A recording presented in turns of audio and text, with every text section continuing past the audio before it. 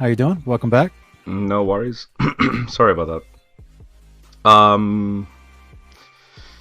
I guess my question to you is I'm trying to keep it like short, but understand that I'm coming from a long, uh, uh, I suppose psychological context with, say, my training, everything I know, the education I've had, all that. So, for example, I hold to evolution. I kind of glean that if you're friends with IP, I glean that for sure. Yeah, like I'm everything that IP has put on his channel. Like I don't agree with it. Like I'm 90% in agreement with IP with a lot of things. So I'm of that. Like that's where I'm coming from. So for example, when I'm talking about these sacrifices and things like that, my sort of knee-jerk reaction to all that is, well, if you're going to say that this is something that Yahweh endorses the Israelites to do, like this is something ontologically normal for him, like this is the way he functions as well, then he's no different to the other ancient Near Eastern gods that did the same thing. Like the other gods also had their temple inaugurations, their sacrifices, and practically like I wonder where they got that idea. There's an overlap with the Old Testament Levitical law code. So yeah, there's an overlap. Okay. So you mind if I address? Do you mind if I address that statement? Yeah, go for it. Yeah. So I've heard this also. I actually, in the past, I actually listened to a Presbyterian minister try to tell me that the Ten Commandments were just plagiarized from the Hammurabi law code from Babylon. Wow. I can't disagree enough with that concept. So this is where we've tried to spend a lot of time on our channel expounding upon the Old Testament and what the standard of the commandments were and what that looked like in practical reality, kind of like what you heard me explain a little bit just now with Hanson, versus the nations around them, the ones that did not serve Yahweh. And I mean, you've got that, Leviticus 17, they're sacrificing to goat demons. We've got all throughout First Kings, the Chronicles, Isaiah, Jeremiah, they're worshiping Molech, Baal, and these practices are documented even in historical texts. That these guys they had, there's cannibalism involved. There's temple prostitution with male and female prostitutes. There's the drinking of blood. This is Leviticus 17, 10 through 14. This is what the instruction in Acts 15 is for the Gentile converts. The disciples in Jerusalem are telling, like, okay, because remember the argument in the very first verses of Acts 15 with Paul and Barnabas with some specific Pharisees were arguing about circumcision. So then they take that argument to the Jerusalem council with James and Peter and all the elders, and they say, what do? We got, when these converts, do they have to get circumcised first? And they say, no, these are the first four things they got to do. And he mentions no drinking of blood, no sexual morality, not anything that's strangled. Those are all instructions directly from Exodus, Leviticus, and Deuteronomy. So that's right off the bat, because those were temple practices of the ancient world, of the pagan temples, right, to false gods. So I would personally never conflate, or I would never compare worshiping false gods and their temple practices to what Yahweh prescribed. Yahweh never allowed the strangulation of an animal. The animal had to be drained out and the blood poured on the ground and covered with dirt. That's in Leviticus. Yahweh never allowed temple prostitutes, male or female, in his there's no sex happening at the temple of any kind. And Yahweh never allowed any type of eating or drinking of blood. I mean, that even goes before the temple was established with the Levites, all the way back to Genesis 9. I mean, that's a very, very clear command held throughout Scripture. And so I guess I would struggle a little bit with that concept. But let me read something to you real quick and tell me what you think about this, because this is a millennial reign setting. This scripture, and so this is in Isaiah 56. Are you familiar with this passage? Yes. Yeah. Okay. So it's talking about this wonderful future where justice and righteousness will be maintained. And he says in verse 3, let no foreigner who's joined himself to the Lord say, the Lord will utterly exclude me from his people, and let the eunuch not say, I am but a dry tree. You remember Yeshua teaching about the eunuchs who made themselves that way for the sake of the kingdom in Matthew 19. And he says, to the eunuchs who keep my Sabbaths, who choose what pleases me and hold fast my covenant, I will give them in my house and within my walls a memorial and a name better than that of sons and daughters. I'll give them an everlasting name that will not be cut off. So this gives me indications that it's not talking about a temporary temple that was invaded by different countries and destroyed. This is an everlasting authority that these eunuchs who keep his law. And verse 6, the foreigners who join themselves to Yahweh to minister to him, to love the name of Yahweh and to be his servants. That's what a priest is a servant and a minister. All who keep the Sabbath without profaning it and hold fast to my covenant, I will bring them to my holy mountain, make them joyful in my house of prayer. Their burnt offerings and sacrifices will be accepted on my altar, for my house will be called a house of prayer for all nations. So the only time, like Paul teaches us in Romans 15, that the Gentiles will put their hope in Christ, this is the future. Like we understand we're in the time of the Gentiles now, but that passage he's quoting from Isaiah 42 is the servant of the Lord that will be the hope of the nations, the light to the Gentiles. This same way in Isaiah chapter 2, it teaches us that Yeshua will be on his holy mountain teaching the law in the last days. The mountain of the house of the Lord will be established as the chief of the mountains, raised up the hills, all the nations will stream to it. Many peoples will come and say, come, let us go to the mountain of the Lord, to the house of the God of Jacob. He will teach us his ways and we'll walk in his paths. The law will go forth from Zion, the word of Yahweh from Jerusalem. He will judge between the nations and arbitrate for many peoples. Well, John 5, Jesus tells us the Father's not going to judge anybody. He's given all judgment to the Son. So we understand how this is going to take place. So this is for all the nations. This is the fulfillment of the kingdom come. Yeshua's ruling from Zion. All the nations stream to it. That's why his house, the house of the God of Jacob, is considered a house of prayer for all nations. This is millennial reign eschatology. The law is being kept and taught. It's being used to arbitrate decisions amongst people for judgment. Yeshua is the judge. It's a house of prayer.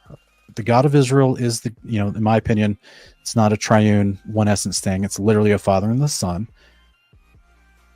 As I believe Revelation 21:22 tells us. And this is happening in the last of days. So all the nations are streaming to it. So what would you say to that where they declare the laws kept from New Jerusalem with Jesus as the judge, all the nations come to it, and sacrifices will be accepted on his altar, as Isaiah 56 says? Yeah, so I don't know whether to answer this back from Isaiah back to Code of Hammurabi, or start with Code of Hammurabi then come to Isaiah. How do you what if we just dealt with the text from the Bible we just read from Isaiah, because that has a lot of qualifiers all like wrapped into the question. Okay. It's very simple. The eunuch theme, which by the way in Matthew 19 when Jesus mentions eunuch there, it's actually slightly different. He's talking more so within a Hellenistic Jewish context there. But in Isaiah's context, so there are critical scholars who break up Isaiah to be multiple authors, right? And now I don't hold to that. I hold to a single authorship of Isaiah. Mm-hmm. And so don't they break it up about around chapter 40? They try to break it up around chapter 40. Exactly. Yeah. And this is one of my this is actually a way that I stitch, because from 40 to 56 is like second or third Isaiah, and the interesting thing is that just prior to chapter 40, chapter 39. So in chapter 39, verse 7. You did catch that I read from Isaiah chapter 2, right? I cross-referenced 56 with chapter 2. Oh no, yeah. No. I'm familiar with No, I'm honing in on that eunuch language. Okay, but what about verse 6? I'm answering your question with respect to what's going on in chapter 56 in relation to why Isaiah is bringing up eunuch, in connection to all this imagery of Zion. Well, is that because eunuchs are far and few between? Is that the idea? Because this is the bigger crux of this argument: is all nations, not just eunuchs, all nations. Yeah, will revere the house of Yahweh as a house of prayer. Yeah. So what's happening is that Isaiah is writing to 150 years prior to the exile.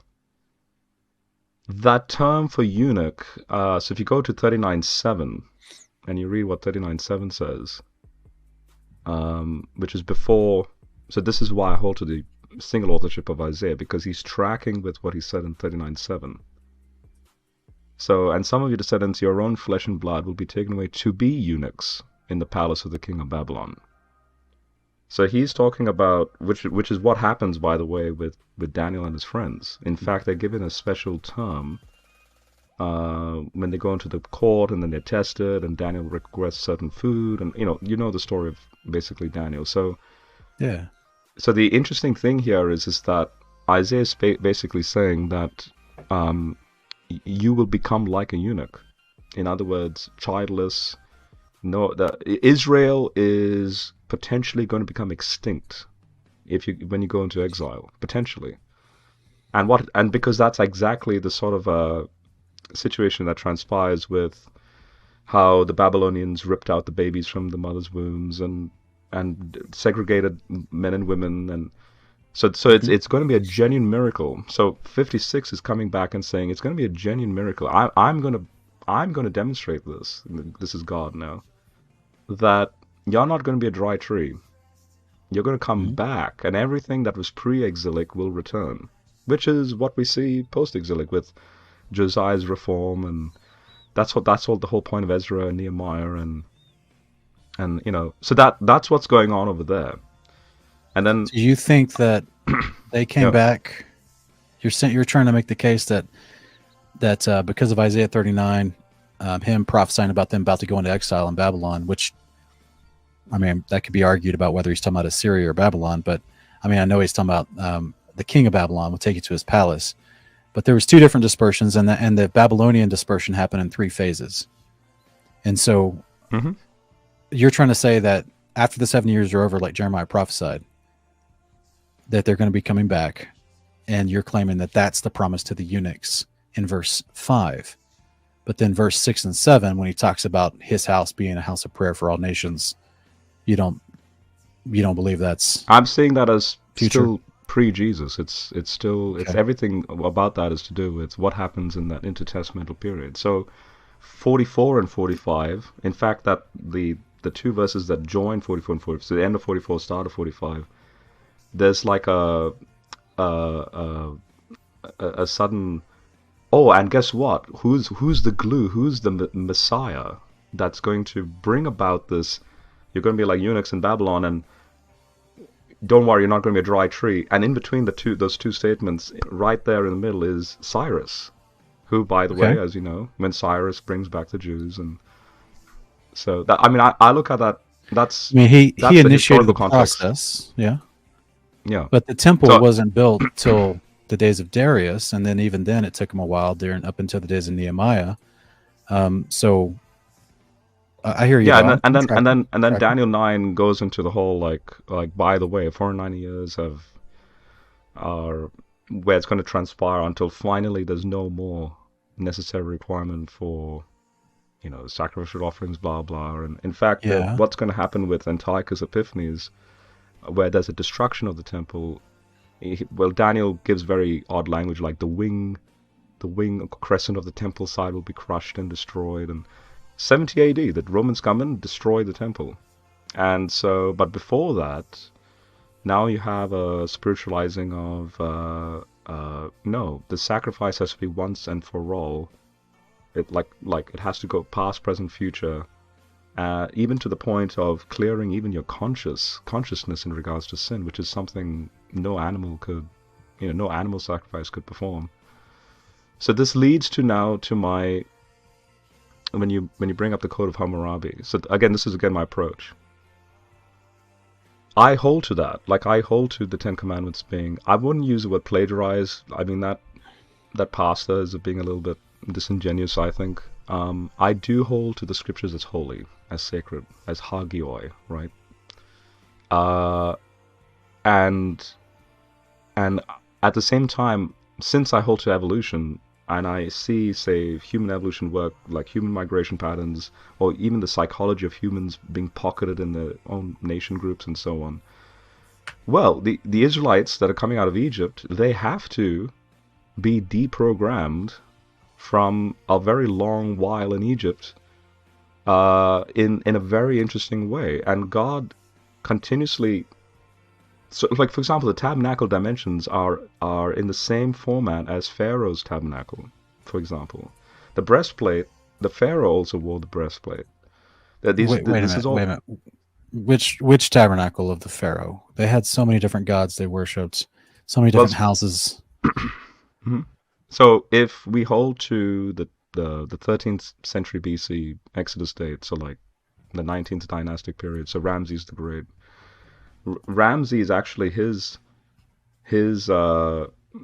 tabernacle construction is practically the same as, and in fact the Ark of the Covenant is, for example, the cherubs or the winged griffins that are on either Right. side, what we call cherubim, that is all Egyptian imagery. Now, I'm not saying that, oh no, like those people who critic the Bible, it's like, oh no, this is just borrowing and this is no, no, no, no, no. You have a people group coming out, and God's not intimidated by utilizing images and themes and so on. Like for example, Baal is the cloud rider. Oh yeah, the Jews are like, no, no, no, Yahweh is the cloud rider. Marduk, so that in Well, Ezekiel 1, when respectfully, wait a minute now. Bill, Bill is literally the apex bull, which was the amalgamation of Ra with Anubis. So that's why, yeah, the bull and the sun disk was Ra with the serpent wrapped around it, and this was what they worshipped. That the Father said was an abomination in Exodus 32. So that I'm they not talking literally built about. the Yeah, there's variations of Baal. So that's the Egyptian Baal. right, But then you right, have the Canaanite Ugaritic Baal or Baal, who's the second mhm, subordinate person to with the El, the little hat aged. looks like a condom. Right. Yeah. And he's known as the charioteer of the cloud. He's a storm Mhm. god. It's a storm god Well, so imagery. so was Anubis and Ra. They were also considered to Yeah, have there's mastery over all the weather. these modifications, and so in Yeah. your, for example, in your debate with in that that JP Uncut or whatever that channel's name is, Okay. they were addressing something with the Ancient of Days or something. Like someone brought up Daniel 7. Now I've written a commentary on Daniel as well, for my local channel. I can happily email that to you. It's what's called the Baal cycle, where if El is described as an ancient figure with white head, wool, and blah blah, so El was described as what Daniel says is the Ancient of Days. Baal, who's the Cloud Rider, he's also subordinate. He approaches the Ancient of Days. Now Daniel takes that because see, Daniel's in Babylon. I'm There's sorry. right in line Are with. you? I apologize. I'm not trying to interrupt you. I just Mhm. want to make sure, for the sake of everyone listening, that I'm hearing you correctly, so that no one's confused. Are you saying in Daniel 7, 13, and 14, the Son of Man character who walks up to the Ancient of Days is a copy of Baal from a Hebrew perspective? It's a, so if it's a polemic, right? So if Daniel's in Babylon and he's well acquainted with El Baal imagery, obviously in a polytheistic sense because El is above and Baal is below. Now, as a Trinitarian, I'm suggesting that that Son of Man figure or that second slot figure Okay. is at the same level, right? So that the two powers in heaven, which is again Heiser. Yeah, So but the Son of Man I'm under. figure, that's the modification. There is no concept. It's a brand new concept. There is no concept of a, because Son of Man means human. So there's no concept of a fleshy human-like cloud rider. It's like, whoa, what is that? But that's Daniel. He's like, hey, I'm gonna take your theology, and I'm gonna show you what is like. I'm gonna show you the true version. There is an Ancient of Days, and there is the second power. But he's going to one day, because it's a prophecy. One day he's going to become human, although So, he's the cloud rider. did you? Are you forming any of this hermeneutic that you're explaining to me? Are you forming any of this from Dr. Heiser's work? Uh, Heiser, I suppose you could say Heiser was a good amalgamation of this data, but this data is not unique to Heiser. Was a dot connected with the scholarship, so you have the scholars in their own ways, connect, making their stuff. Heiser, being an evangelical, being faithful to the text, like he was conservative. He wanted to wrestle with the reality of the fact that you have in the guild, in the scholarly guild, this sort of this critical pushback that, oh no, see, you have a evolution of polytheism to monotheism. Heiser wanted to prove that no, there was no evolution of polytheism to monotheism. Rather, there was Are you a talking consistent about? polemic Are you talking against the about within polytheism Israel or within the ancient world? within Israel. So for example, I guess they I'm believe. I'm struggling to catch on to the argument that you're referencing. It seems like a pretty deep cut into Heiser's career. I was just asking gently if you were pulling some of your current hermeneutic you're explaining to me, because what I hear from you, Rob, is you're trying to compare the God of Israel to the Canaanite and Babylonian gods. Am I understanding you properly? No, yeah, I'm not saying that. I'm not saying Yahweh is those Canaanite deities and so on. So okay, so here's Heiser's point. Can I try again Yeah. quickly?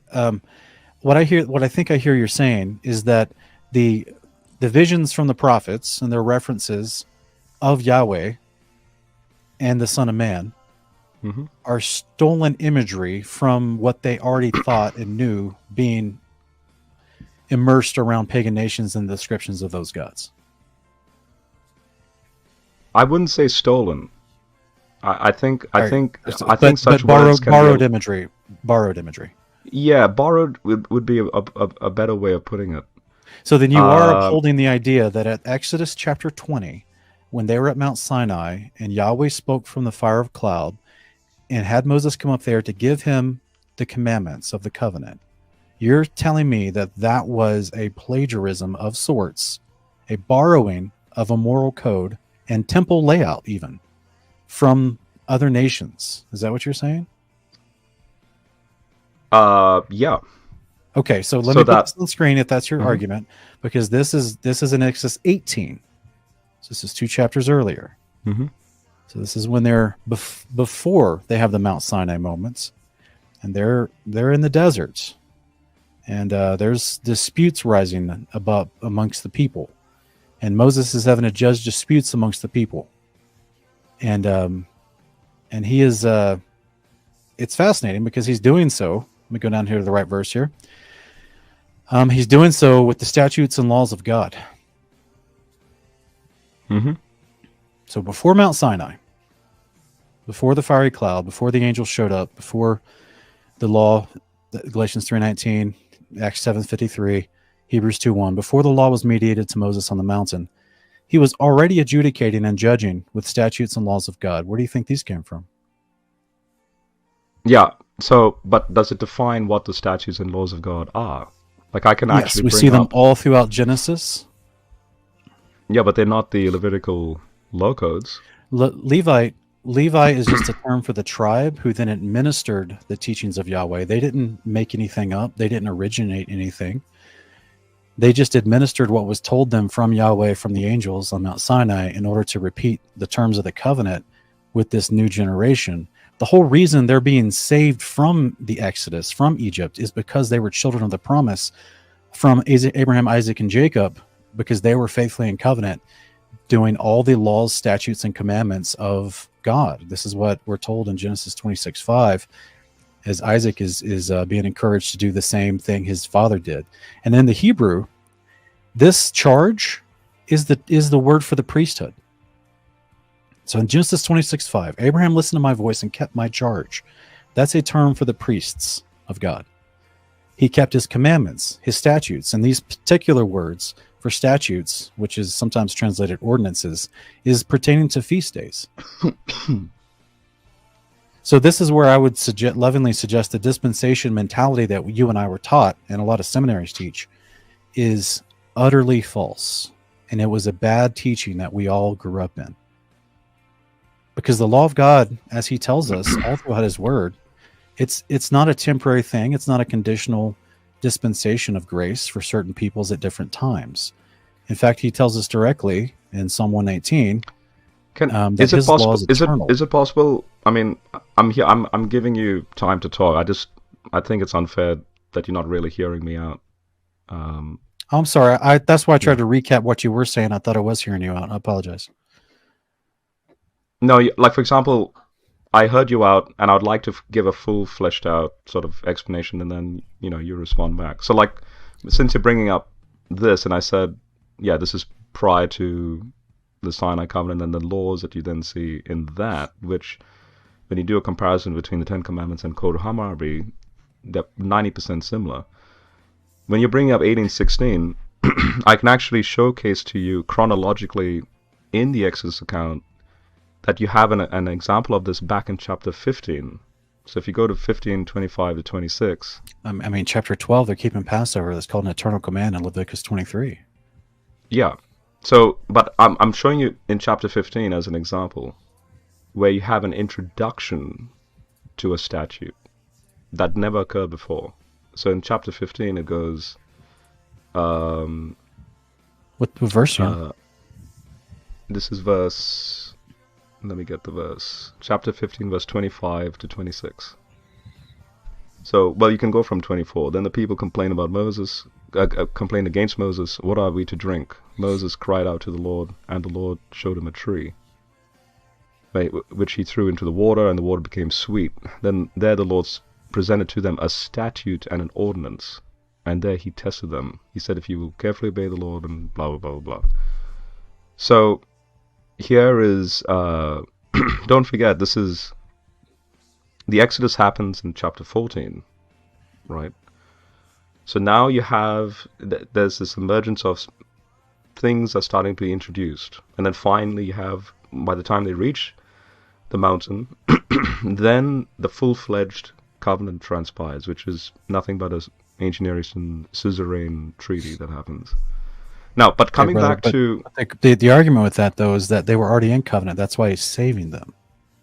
They're already called his people. Yeah, but he's doing... Like, for example, Jesus does the same thing. I present to you a new commandment, X, Y, Z. Well, it's something that doesn't exist prior. It's meant to abrogate what came prior. And so here God is now working with, hey, you're complaining because you're thinking like an Egyptian. I'm going to now start to introduce things that will de-psychologize your Egyptian ways towards my holy way, and on it goes. Now, I grant you the argument. I actually teach this on my channel, that while their bondage and affliction in Egypt, they weren't allowed to sacrifice. This is part of the back and forth with Pharaoh and Moses and Aaron, is that Pharaoh's not letting them sacrifice in the land of Goshen, which is why they keep repeatedly asking for the very specific requests with Pharaoh to take their children, their animals, and everyone to go 3 days' journey in the wilderness to worship their God, which, by the way, is going to be Shavuot by the time they get there. But here, like I got on screen in Exodus 6:5, this is Yahweh through the angel speaking to Moses. It says, furthermore, I have heard the groanings of the Israelites, whom the Egyptians are enslaving. I have remembered my covenant. They're already in covenant, is what I would put forward. Okay, there is no progressive... a summary of this covenant language, because again, I'm going to go back to what, because you asked me the question, which I think is an important question, is, am I borrowing this from Heiser? No. I want to clarify. No, I didn't ask that. I'm sorry. I didn't ask that. I was just asking if you formed this hermeneutic from the teachings of Heiser, because if you had, I feel like there'd be a contradiction, because, but that's a red herring at this point. I don't want to interrupt you. Yeah, no, I became a Christian in 2015. I've been an atheist up until 2015. I'm 35 at the moment. My journey started in 2010, and I came across Heiser's work in 2014. I suppose you could say his was like a quick summarization of all that I've been digesting in those 4 years of investigation, where he, with a neat bow, basically went, hey, here it is from A to Z. This is it. So I'm indebted to him in that sense. And but again, my approach is such that I don't see Heiser as like the be-all and end-all. Rather, he himself encourages those who read his work to notice that none of his ideas are original to him. All his ideas are nothing but amalgamation of all the scholarship by good people, like people who are faithful Christians, who have, in their own niche areas, wrestled with whatever they specialized in, and then Heiser's pooling that. Like he was frustrated that there was no one to pool all that together into a neat, sort of coherent, big big picture package. That's what he did with Unseen Realm. Now, we should Unfortunately, I never thank... got a chance to talk to him. Huh? Unfortunately, I never got a chance to talk to him. I'd have loved to Yeah, interview him that's... sometime. Yeah. I was... Yeah, I was very close to him. In fact, I was close enough to have regular, interactions. Like even in his last days, I was able to correspond with his wife, and yeah, it was just, one of those things. But I'll show you an example from critical scholarship that I think you'll be horrified by, which again proves my point that there are people with an axe to grind versus those who carefully respond back to that nonsense, and at the same time nuance the context enough to realize the logic of why the Torah is the way it is. So, for example, in Deuteronomy 33, verse 2 and 3, you have a summarization of the Sinai event. Okay. God from Mount, with all his holy angels, and now. But if you look at, especially like the KJV, which, by the way, do you use the KJV or do you what translation? I use as many as I can. Okay. Yeah. The KJV is an interesting one in this one because you can use whatever translation you prefer. You could use it. I'm interested to see what your translation does, but I'm in BSB currently, but we can go KJV if we need to. Well, KJV is the classic one on this. Like, I'm not a KJV on this, but okay. But the KJV has from his right hand went a fiery law for them. Okay. All right. Now, is there a way you can look at the interlinear? We're looking in like the Greek or the Hebrew of this. you like the Hebrew? Yeah. If you can bring up the interlinear. Will this work? Or do you want the literal? Let me 1 sec. Let me just see. Any interlinear will do, as long as you see. Well, is there? Oh yeah, no. So go down to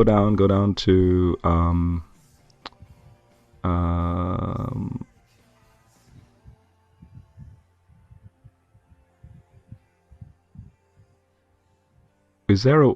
Where's the interlinear for? This is verse 3 of Deuteronomy 33. No, go to verse. It should be verse. The fiery law bit occurs in verse 2, I think, right? Let me just bring it up. Yeah, go to verse 2. Okay. Okay, go up. Okay, see that the Hebrew word there, and there's no correspondence. There's no Strong's number, nothing next to it. Okay. That Ashidat. Now, the D there, the D letter, scholars, and this is 99% of them, except for Heiser, will be like, this word is nonsensical. That's why the KJV, and you can look up all the commentaries, everyone is confused, like, what the heck is this word? So, and I'll just share my screenshot just to show you what they prefer the reading should be. Okay. This is how a critical scholar translation of that verse looks like. So Yahweh came from Sinai and shone forth from his own. He showed himself from Mount Paran. He came among myriads of, and then they transliterate that holy one, but at his right hand his own Asherah. So they're like, oh look, see, it's exactly the same spelling, except the D there could be a deliberate Josiah reform, because see, post-exile, they're trying, because that, that argument from polytheism to monotheism. So see, Josiah was a monotheist, but pre-exilic Israelites were polytheist. So in Moses' time, they were fine with Yahweh having his Asherah goddess at his right hand. Because, but you see, Josiah's reform, he corrupted the text, so he put a D there instead of an R. Okay. So you're claiming that Josiah corrupted the text? No, they are. I'm not saying this. I'm saying this is what critical scholars say. Do any of these critical scholars take into account Ezra restoring all the texts in the 6th century, way after the days of Josiah? No, they obviously they. All right. Trust me, there's some. I mean, I can give you another one. It's a bit graphic, but I won't say the graphic term. But I'll give you another one. Go to Isaiah 6:1. I kid you not. This is real quick though. I mean, yeah. are we in agreement that you're going to have scholars that in the modern day claim, like there's a ton of scholars that they'll make all kinds of cases to invalidate the authority of the scriptures or the truthfulness of the scriptures. Yeah. Okay. Yeah. No. There are.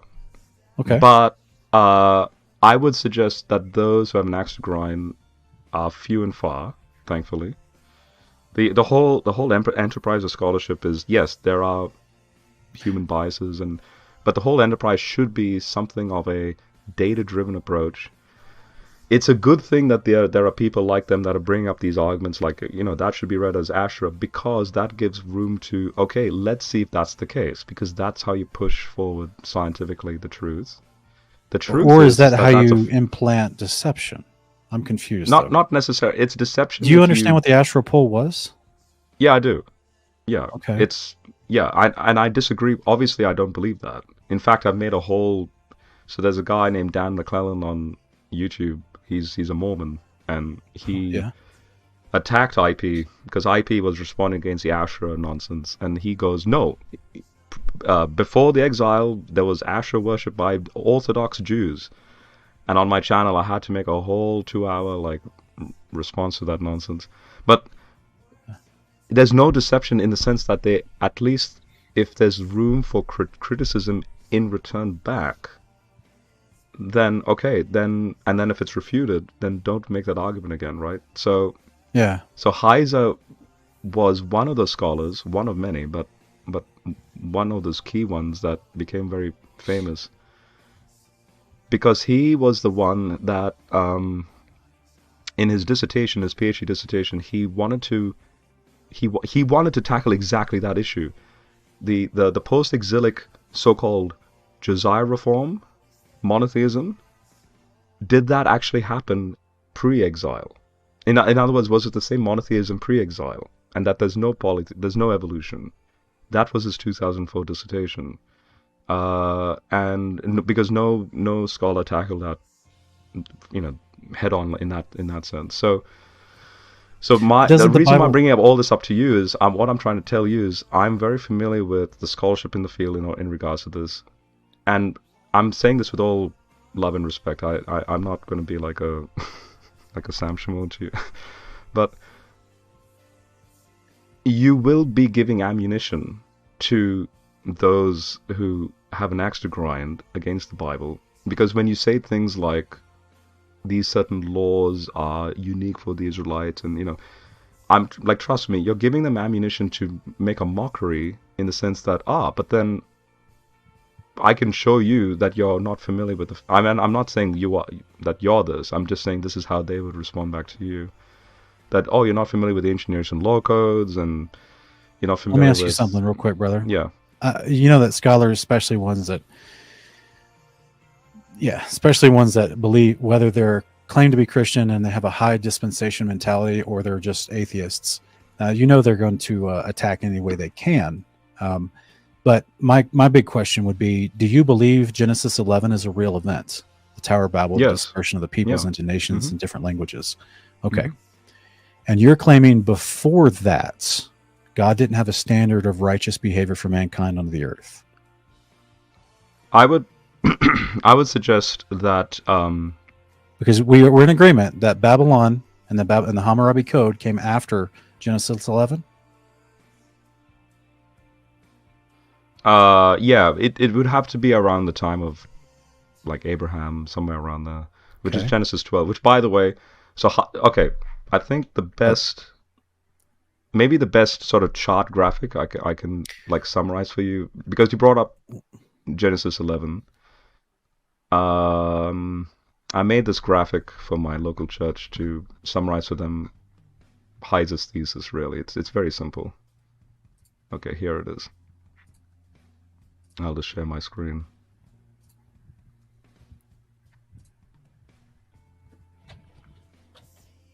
And I appreciate you also taking the time to discuss this. Sure. Okay, here we go. Oops. Here we go. So this is Heiser's, in a nutshell, his unseen realm thesis. Oh, do you see it? There we go. I got it on screen here. So here's the big picture of the Bible according to, and I 100% agree with this because this is how I see the Bible as well. Is you have creation over here, then you have 3 divine human rebellions, but more so divine, from 3, 6, and 11. And then the actual Bible story starts in chapter 12 of Genesis. Because when the disinheritance starts, and as, like, at the end of Joshua, when Joshua recounts the whole, hey, remember when Abraham was called from that side of the Euphrates? He was a polytheist, he was after other gods, and God took him, and now, that's the Genesis 12 language, right? So Deuteronomy 32:8 is that summarization, because it says God disinherits the humans, puts them under the other gods, and then verse 9 is, but for Jacob, this is my inheritance for now. Like, and one day, through Jacob, I'm going to reclaim all the nations back. So then, so then from Exodus moving forward, so the Exodus is God's first initiating attack against the gods. But the gods... wasn't the flood? No. So these are wasn't the Tower of Babel? No. Oh. So the first engagement with, like, proper engagement with the gods, like, yes, no, there are engagements taking place over here, but the first sort of like post Tower of Babel disinheritance of the people under the other gods, the Psalm 82 language, starts with the Exodus, where now you have the Exodus of the Israelites coming out. In fact, just before they cross the sea, you have Baal. The Israelites are located where there's a Baal deity figure associated with that. Real quick, sea I'm crossing. so sorry to interrupt you. We'll definitely get back to this. For everyone that's waiting backstage, I apologize. Rob is going to be our last guest tonight. I'm so sorry for everyone that's waiting backstage. Oh, okay. Sorry. Rob will be our last guest because after he and I finish up, I'm exhausted, so I'm going to be going to bed. But I'm so sorry, and thank you guys for being back here. And we will do this again, so you guys can call in another time. Maybe this is a presentation I can give, and you can critique it whenever you want, like if you feel free. And just go ahead. I mean, it's okay if you can summarize it, because I don't want. It sounds like there's a lot to this to properly do it justice in a presentation, and I don't want you to be misrepresented tonight trying to rush through it. But if you do, I meant the presentation. If you are later, confident, like later on, you can bring me on. Yeah, sure, yeah. But I can summarize. That's the point. Yeah, the point is you have. So, in other words, where do these other ancient Near Eastern people get their law codes from? And where do they get their theology from? Well, it's the other deities that originally were the sons of God, or part of the, Yahweh's divine council. So it doesn't surprise me that there's going to be a mimicking or a mimesis of, like Isaiah 14, I want to be like the Most High, And that is true deception in the sense that Satan will, in very interesting sort of like, he'll tease out certain ways to bring about psychologically the destruction of basically God's image, which is the human race. So right. And God's having to work with that, wrestle with that. Hence, Exodus, conquest, kingdom, exile. But then finally Jesus comes on the scene, and then his whole thing overturns everything. He reverses everything, and then the rest is history. So, okay, I see your premise. In a nutshell, that's basically it. Now, in closing, all right. In closing, I'll share one more screen because I think this is important. Here's an example. In Deuteronomy 25, where 2 men are fighting, and it's a very graphic law, and then her hand is chopped off. Well, have you read Leviticus 18? There's some pretty graphic things. Yeah, I'm familiar with all the that, but I'm giving this as an example where if an alien were to come into Israel, a foreigner, for example, an Assyrian. Now, this is a Middle Assyrian law that predates Deuteronomy, because don't forget, Deuteronomy is the second recounting of the law, so Deuteronomos. It's Moses' summary of the law. So, but notice that the law code in Deuteronomy is heavily watered down, because in the Middle Assyrian law, which pre-exists Deuteronomy and Moses, if a woman should crush a man's, and then during quarrel and blah blah, there's more information, and in other words, it's not just getting a hand chopped off, but literally, like as you can see, there's corruption in the text. But in the footnotes, the scholars will say that because the clay tablet, the cuneiform is sort of like corrupted. Got it. It's corrupted, yeah. They infer there's a number of readings, and one of them could be, they shall gorge at both either her eyes or her breasts. It's one of the two. Right. But here in the law code, you just have her hand. So this is an example where, like, you have exactly verbatim the same sort of law, but then you have a nuancing, a massaging, a watering or down. just an adding to.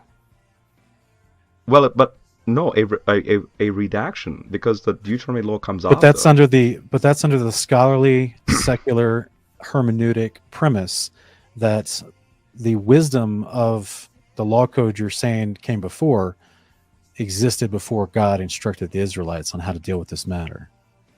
But then the onus is on you to demonstrate that it did not pre-exist the Deuteronomy law code. Well, I would say the creator of heaven and earth tells us, is like, just like I pointed out to you in Exodus 18, he judged disputes with the statutes and laws of God. Just like I pointed out in Genesis 26:5, Abraham was commended for keeping all the commandments, laws, and statutes of God. And then I pulled this verse up here a minute ago. We didn't get to really look at it and talk about it. We went somewhere else real quick, but I'm going to pull this up real quick.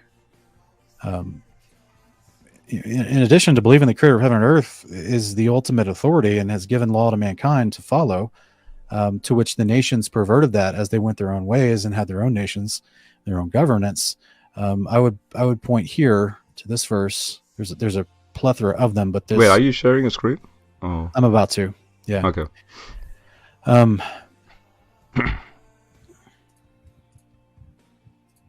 This is just one of many in the Old Testament that talks about the law of Yahweh is everlasting, and his righteousness, which is a word that means right behavior, is everlasting and true.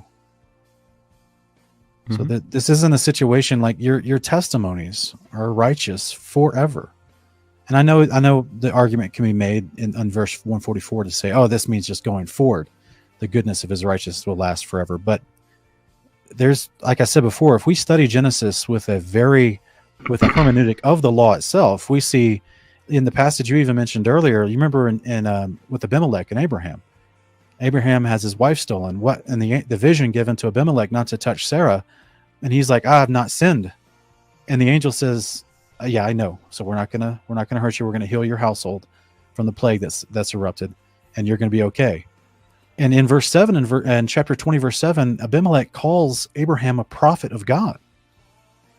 There's a definition for a prophet, and it's someone who upholds the righteousness and the laws of God and promotes them, teaches them. Like I showed in Genesis 26:5, the charge of Abraham, that's a word directly related to the priesthood. So I would lovingly put forward, and I don't care if scholars mock me or think it's fuel or ammunition for their fight, but I would lovingly put forward, start to finish, the law of God is eternal. There's a reason why in Genesis 4, Cain and Abel are bringing forward a first fruit sacrifice. That's the law of God. Yeah, but this again, so that, and then ultimately the reason why I decided to join is because you were discussing that, and I was like, but there's an ancient Near Eastern rationale behind why they did this thing called sacrifice. Like, what's the logic behind sacrifice? Why the need for sacrifice? Father tells us in his law. He tells us. I mean, I'm sorry, you're not asking. You were just talking. Yeah, well, yeah. I'm asking that rhetorically in the sense it's a question you can ask about why humans were doing what they were doing. You know, it is superstitious. It's nothing but superstition.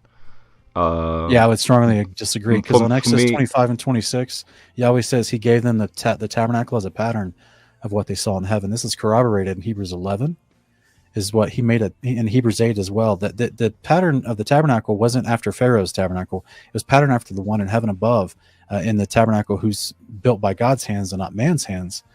And there's a purpose for it. It's his house where he has ministers who serve meals to him. That's what he tells us in his law.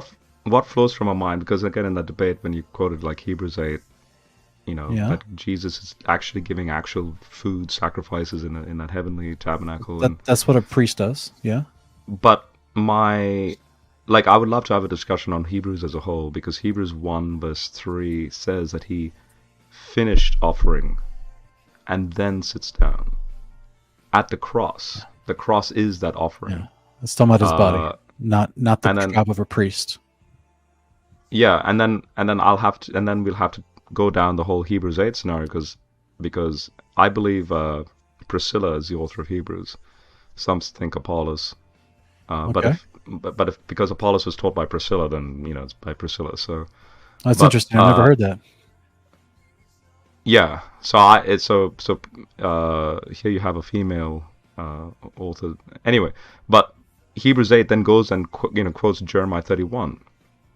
And Jeremiah 31 again is that just before the exile. Very beautiful passage about one day there will be this brand new covenant. It's like, whoa, are you serious? Well, And what that is will it? just What is the completely promise of that eradicate the covenant? entire old covenant. What is the promise of that covenant, though?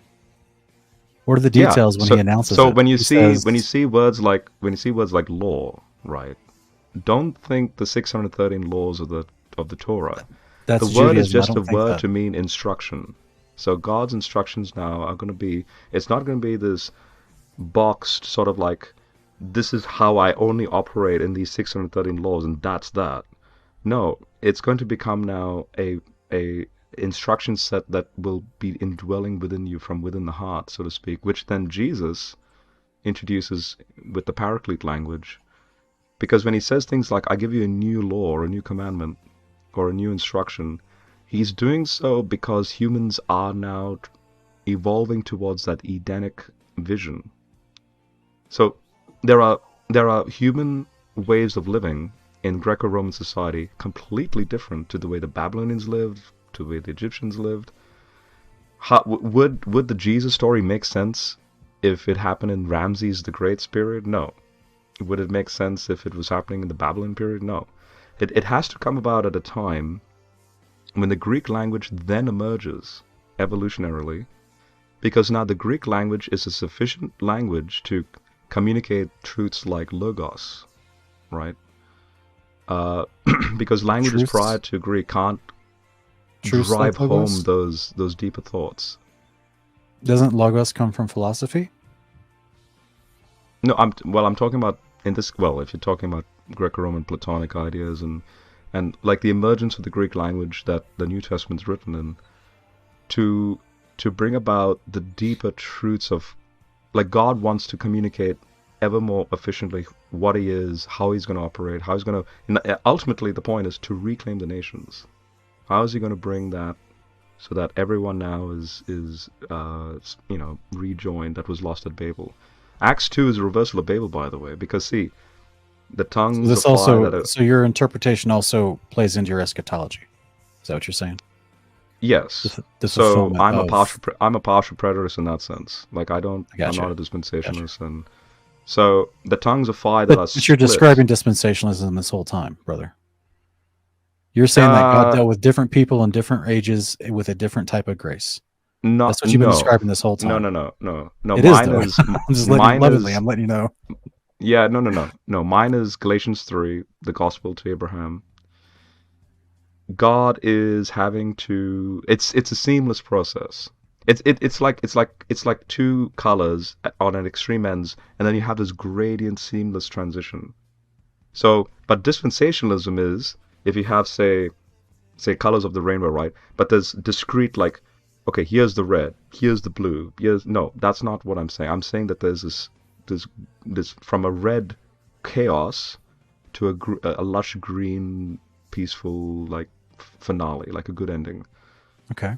That it's a seamless process, which then so then my view refutes, say, the Marcionites, who think that the God of the Old Testament is different to the New Testament, and no, it's the same God bringing about that Edenic vision in Jesus, which then leads to why I'm a Trinitarian, because then Jesus has to be that second power, and he's able to bridge. Which is heaven why and you earth, don't and believe in the priesthood of Christ. You believe in his co-equal nature still. right.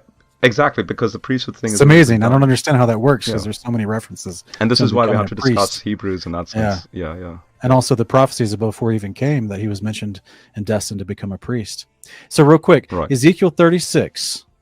Do you believe that promise of, the sprinkling, the removing your heart of stone, giving your heart of flesh, putting the spirit within you, causing you to walk in my statutes and carefully observe my ordinances in Ezekiel 36, do you believe that's the new covenant being described?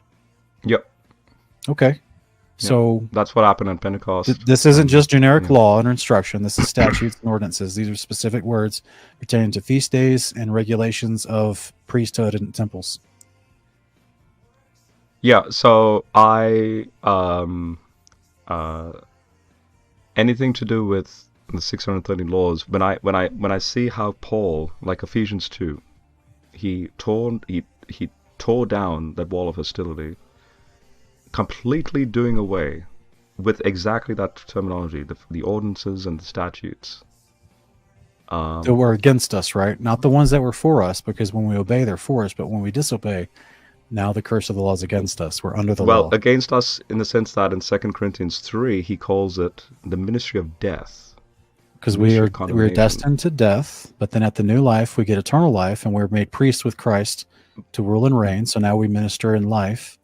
But because Jesus, as Hebrews 2, 4, and so on, argue about how we come to the throne of grace where we can find supplication, right?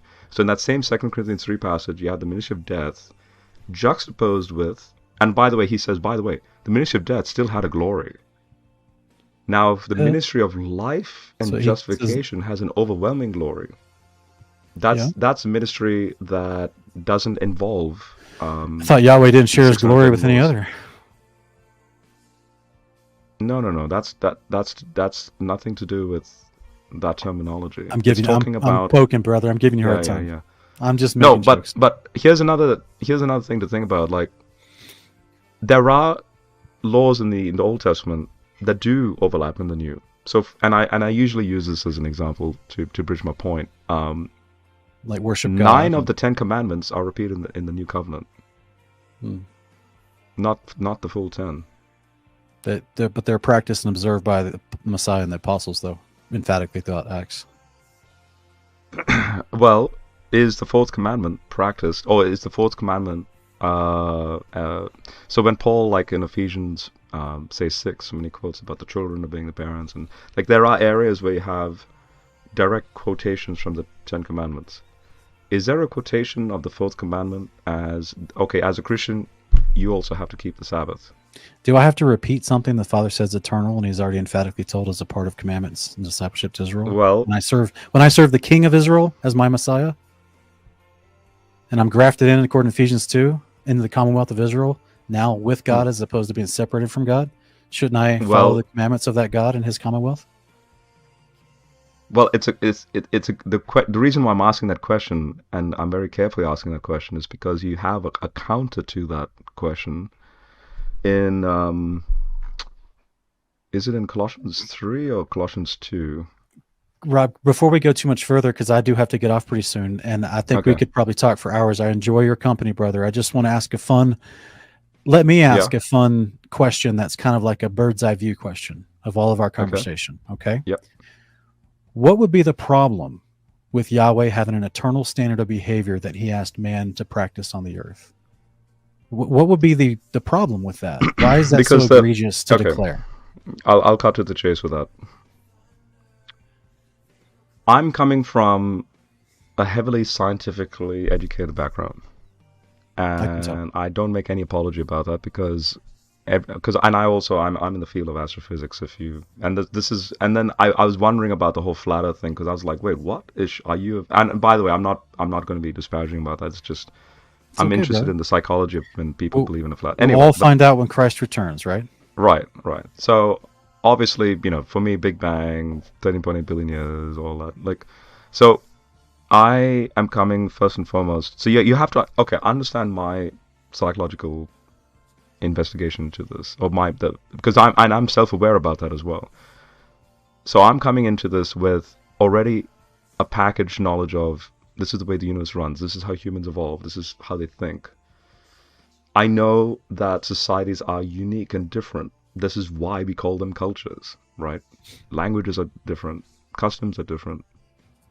And now you have this this is why I'm not a Muslim, by the way. I'm going to use Islam as a bridge here. I'm not a Muslim because your question is very good with respect to Islam. When I investigated Islam, my question was, what's the problem with God having an eternal standard yeah. that He asked man to practice on the earth? Right. And we've been talking about the Bible and the commandments this whole time. Yes. So I'm gonna use Islam here as a way of saying, your question is boxing God or putting God in a box. In Islam, Allah, when you look at the Quran, Allah is stuck in a 7th century Arabian context. That's all he's able to communicate. That's all he's, like 7th century customs, laws, creeds. But I'm also the God of the prior prophets, just to sort of get off the hook a little bit. But you can't help but see Allah just being this Arabian deity. Yahweh is not stuck in, say, a Sumerian context, which would be Abraham. Or Yahweh is not stuck in an Egyptian context, which is when he does Egyptian polemics. He's not stuck in a Babylonian context, like Ezekiel's wheels, and that's all Babylonian iconography. He's not stuck in a Platonic context, which is the Logos language in Greco-Roman stuff. Hebrews 13 says Jesus the same yesterday, today, forever. So if he's going to be the God of the 13.8 billion year old universe, right? He has to be the God that is able to accommodate the vastness of simultaneously all the beings, not just humans, divine council members. Like the picture becomes that much more grander.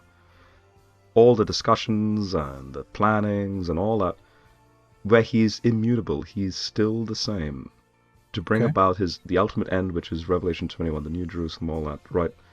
But to bring about that New Jerusalem, he's not intimidated or like, oh no, I don't know how to work my way out of this one, when like a new language crops up, or like a new law or a new way of thinking or whatever crops up, because it's all, he's sovereign enough to work his plan, weave it through, to then bring about the salvation of everyone.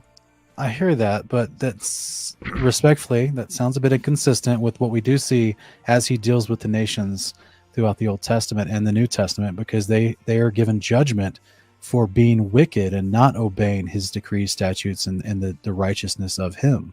He judges Nineveh 100 years after Jonah got them to repent. He judges Babylon. He judges Egypt through the hand of Babylon. He judges the Midianites. He judges Edom. He judges all these people, and he claims the Messiah is going to be his judge that judges the nations for their wickedness and not repenting of their idolatry at his second coming. So I guess I'm just misunderstanding about this malleableness you're describing, because let me just put this on screen so we can conclude, because like I said, we could probably talk all night. Ecclesiastes 12, when all has been heard, the conclusion of the matter is this: fear God and keep his commandments, because it's the whole duty of man. For God will bring into every deed into judgment, along with every hidden thing, whether good or evil. Do you believe this statement is true? Yeah. Okay, so then all of mankind should keep the commandments of God and fear him. Sure. Okay. In Solomon's context, but notice Solomon doesn't qualify commandments. There's no qualifier here. Yeah, because they all knew what they were. They were consistent. Yeah, but again, like commandments in what sense? Are we talking about the laws of nature? Commandments of God. The same ones Jesus preached. The Suzerain Treaty and the 613 laws. That's Judaism. That's not in the Bible, brother. That's not in the Bible. That's Judaism you're repeating. There's no 613. That's an arbitrary thing made up by Maimonides. No. Suzerain Treaty is I know what that is. Yeah, I'm saying, but you keep tying that into the idea of Mount Sinai being a 613 concept. I'm telling you, that was only a calculation, a subjective calculation from Maimonides from the 12th century, who was also, by the way, a philosopher at heart, more than he was a theologian. But the point of what I'm trying to get at is that we have very clear scriptures I'll put on screen tonight, where we see the patriarchs doing the same laws that are enunciated later. We see Yahweh talking about the covenant that he's already in with them before Sinai, post-Sinai, the same laws, statutes, and ordinances he wants to give us in the new covenant. We also see him calling his laws, ordinances, and statutes eternal, and then declaring that his commandments are for all of mankind. So this is where I draw my hermeneutic I draw my conclusion. Okay, my conclusion is, because I know you need to go, my conclusion is, if you're going to have another discussion on this, the best commentator on that word commandments, ordinances, and all that would be the New Testament authors. What they do with this language, what Jesus himself does, and what Paul does, and all these like that, then. So once I understand that model I just explained, the evolutionary concept and God accommodating all these cultural groups, once I have that at the back of my mind, it's like, okay, now New Testament, what do you do with that? And then I see a beautiful So you've reinterpreted the New engagement with Testament that. outside of the Old Testament, is what you're telling me. So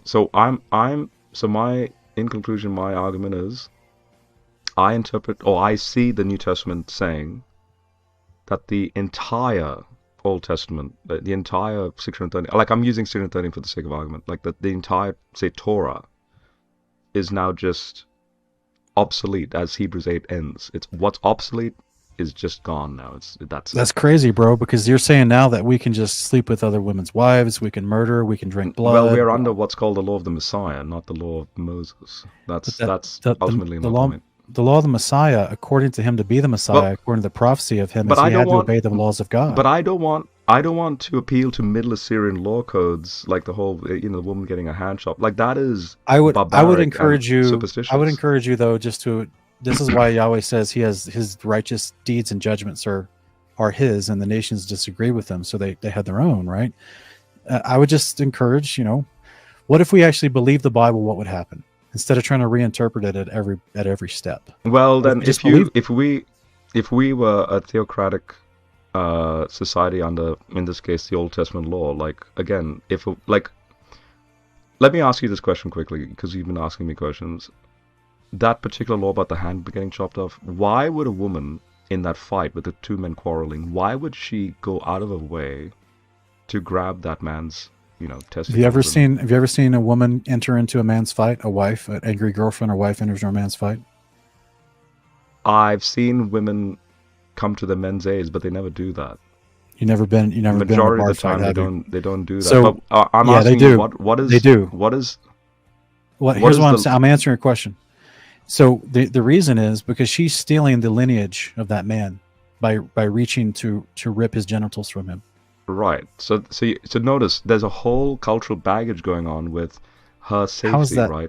She can't be. She can't. She's now damaged goods per se. If her husband dies, then that's it. She's damaged goods because she can't remarry, and there's all that protocol taking place because it's a patriarchal society, She's not unable to remarry if she has one hand. Out of revenge, and like, well, I'll take you down with me, sort of thing. So she goes and does the same to that guy. So that guy can't reproduce with the wife that he may go back to after he wins the fight. So you see, that's the issue, and so therefore it's like, oh, but now you've killed the whole lineage, so off with the hand and even take out the eyes and. Like well, you quoted from something else outside. You've quoted from something outside of Scripture to talk about gouging the eyes. Yes, but that yes, that's not what the Scriptures say. Just so we're clear, right? No, but it's exactly the same though. It's not the only difference is one is chop the hand off. The Assyrians did not worship Yahweh. It's not the same. They had different applications of justice. It's exactly the same situation that pre-exists the Deuteronomy law. Another one would be head covering. Like, why did women practice head covering? Especially by the time of Jesus, they're still doing the head covering thing. And then you have Greco-Roman scientists in a very bad scientific way thinking that the hair acted as something that is equivalent to... So they believe that hair acted as a sponge. Hair draws out fluids. They believe that the fertilization happens up here, then is transferred down to the womb. That's not what Paul taught, though, right? In Corinthians about. Well, he brings that up in 1 Corinthians 11. He's like, he doesn't bring up what you just said. He brought up the idea of angels looking at women, which is a callback to Enoch. In verse 15, he says, women's hair is given as a substitute for, and then the Greek word there is what's contentious. Just like the word I showed you, that Asherah word. Who's making the contention out of it? A scholar? Well, by the way, I agree with this. I actually agree with this contention. Like the Greek word there in Greco-Roman medical text, parabolaion, that translations translate as covering, can also mean testicle, male testicle. So her head hair, is given as a substitute for male testes. Yeah, But I would why, say the Paul? context would not support that. I would be on the opposite side of that scholarly argument. But that's why that culture practice head covering, because you can't have your hair, which is an Men don't external put genital. men's testicles are not a signifier of authority, leadership, or anything. Men's testicles but have Paul, no relevant cultural or spiritual significance to a woman's again, but covering. the head covering situation is unique. Like, he brings up the head covering. You don't see head covering anywhere in the New Testament. It's a Corinthian issue. Yes, in Corinth, that is the medical belief. That's what they believe. Hair. So you have to cover your hair after the age of 12, because if you don't, then you're naked. Your hair is part of sexual reproduction. You're naked in the public square or in the assembly or whatever. So head covering was a way of saying, I'm clothed now, even what's part of my procreation process, because they believe that the hair acted as a sponge to take in the reproductive fluids and all that weird stuff. So again, but that is that ancient That way is of not thinking. what Paul talked about in the context of that chapter, though, brother. All Well, that believe it or not, inference. Heiser brings I it know. up. Believe it or not. So, I know. yeah. With all due respect to the late Mr. Heiser, Dr. Heiser, there was things that people disagree with him on. We can be honest about that, right? There's things that people disagree with him on. Like he had conclusions that people disagree with that, right? I mean, I don't disagree with him on this, because I've looked into it myself. Well, I've seen the scholarship that's subsequently reacted to. I'm not talking about the hair covering in general. I just mean specifically, like, Paul references the hair covering as for a variety of reasons. One of them of which is in case angels should look upon the woman. So Dr. Heiser did a great, incredible work on the book of First Enoch, even though he may not claim it's canonized, because he relents to the traditions of men and what they claimed was canon over different times, even though I guess he ignored the Eastern Orthodox Church. But in the book of Enoch, we have the story, as well as Genesis and Jubilees, the story of angels finding women attractive and taking them as wives, abusing their charge and their commission. And so I think Paul's consistent with the Hebrew literature is to mention multiple valid reasons for women covering their hair, none of which was, in my opinion, had anything to do with procreation. But all I'm trying to say is, and it's also, maybe if we can have you on another time, or if you want to do a show together or something, I'd love to ask you if you ever had a chance to talk with Dr. Heiser about biblical cosmology in relationship to First Enoch, because I have no clue how he can believe First Enoch is an amazing book and then understand the Bible describes a firmament enclosed earth, but then say he doesn't believe it. I never understood that. I'm confident enough to pretend to be Heiser. Like, how would he, what words would he choose in responding back to you? Sort of like a little bit of a teaser. He would. Well, he tells us in his presentations he believes in the doctrine of accommodation. Am I breaking up? You still there? It cut out just a second. Okay, all I heard was in his presentations, and then it got. Yeah, I was just saying, that's going to be a great conversation. Let's save it for another encounter, okay, brother? Well, I'll just quickly say this as a teaser. He would say, "Where is the cosmic tree in your flat Earth cosmology?" Like Daniel 4, Ezekiel 31, the mustard seed becomes this grand cosmic tree. Mark 4, like, where is that cosmic tree? That's what he would say. Because you don't see a cosmic, like, the Avatar tree, that big tree in the middle, like. Yeah, I would love to address all of it. Yeah, so we should definitely have another conversation. I really appreciate you calling in, bro. All right. Check out. All right. Have a good night. Bless you.